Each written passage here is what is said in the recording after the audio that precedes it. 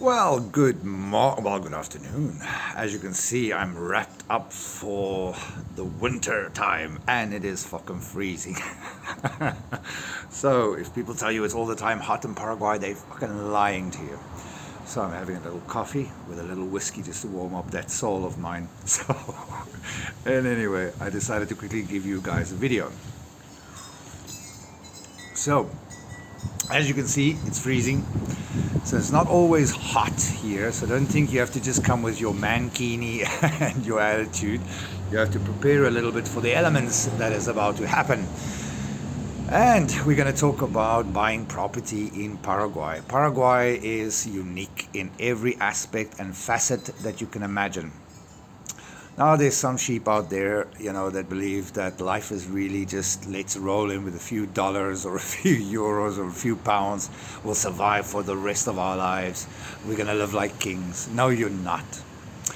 First of all, houses that you are buying is not what it always seems. There's a lot more work that is required because we are in such a very humid conditions, environment, and extreme weather conditions like heat and all of that. Houses do need a lot more care. Even us here at this house. Pal, if you think you're going to just walk into buying a nice old house with space and it's going to be just easy peasy, good luck. I have been electrocuted more times in this house and the power was off. So you have to consider things like that. Even buying houses, you can't just go and buy a house because it's cheap in an area online or whatever. You have to understand the area. There's a lot of rough areas. I'm not talking like violent. Well, there is some violent areas. There's some bad areas. There's some good areas. It's like in any country. But why put yourself in harm's way because you're running after a bargain in a shitty area where you're going to have a lot of problems in the long run? So you have to ask yourself a lot of questions along the way. What is worth it? What is not worth it? Is it worth it or not? Get to know the area before you just start flying in there. And if the camera is shaking, it's because I'm fucking shaking. Let me just hold on to my cup of coffee. So houses are definitely not just straightforward. There's a lot of work to be done on a lot of houses. And sometimes your repair cost outweighs the price that you've paid on the house. Unless you are like me and you can do it yourself. And you have a network of people that can help you with it. Now, yes, I do have a lot of requests for people that asking me to build for them and do construction and repairs and all those kind of things.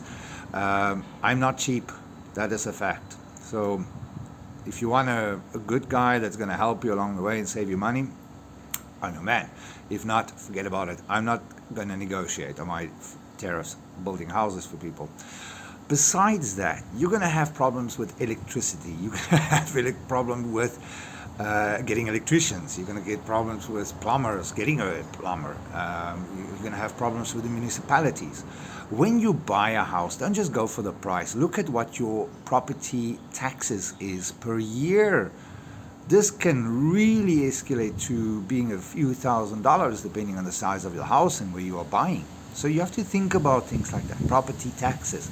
Where is it located? Can you get supplies there? Is there some form of electrician or a plumber or a builder or a contractor that can help you out in times of need? There is no building code agreement when you buy a house. You buy it as is. There's no I want you to buy and do this, this, and this like in Europe and in America. No, you buy what it is, as it is.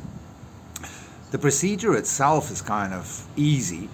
Get a lawyer, they deal with everything, they check that the documents and the deed is correct and it is in the right people's names, because the last thing you want to do, and it happens to a lot of foreigners, is the fact that they buy homes and the documents is not in order and it was never in the person's name and they were scammed. So be careful of that, my chickens. It is an eye-opener of fucking note.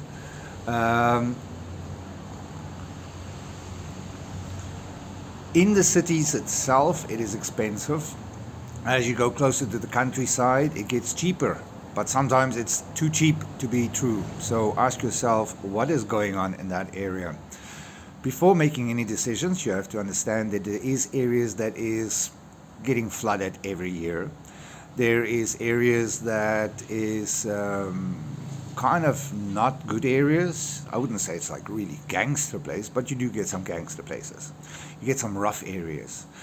It's depending on what you want. If you're going to chase the dollar, you have to make peace with, you might have a bad spot.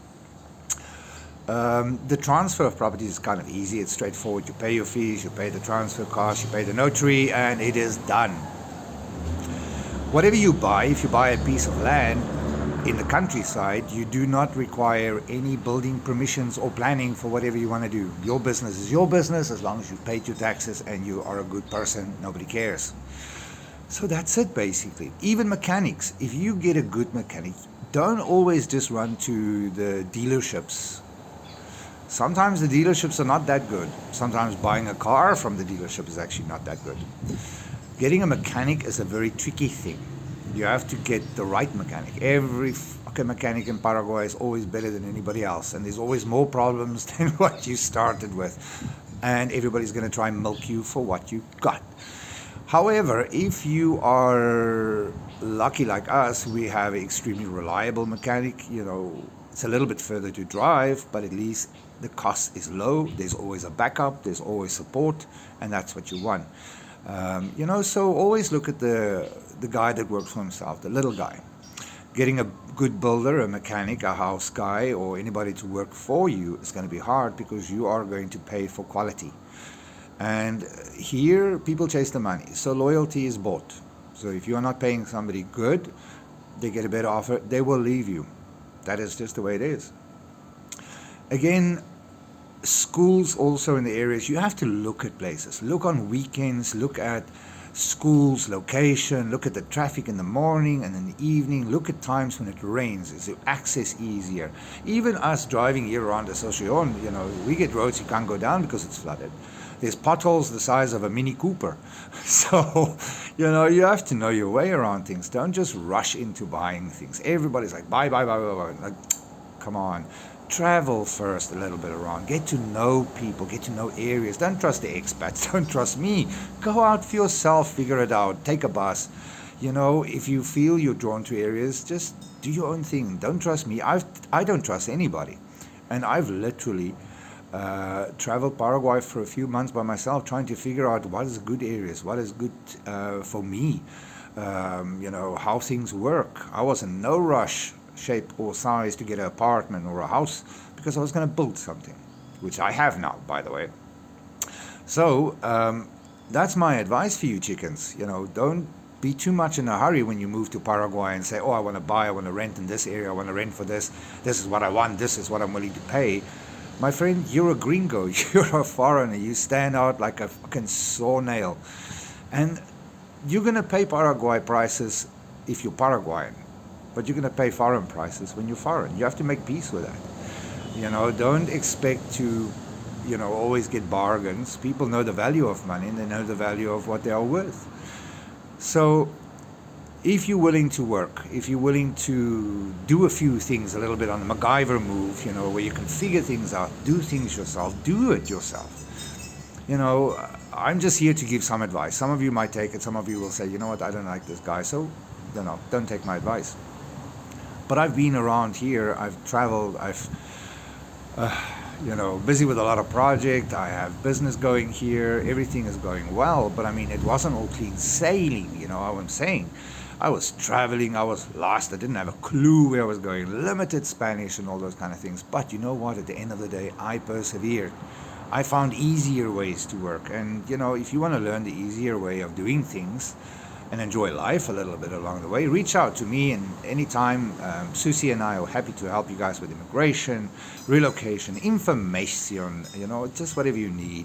Make life easier. Love, light, all those hippie jazz.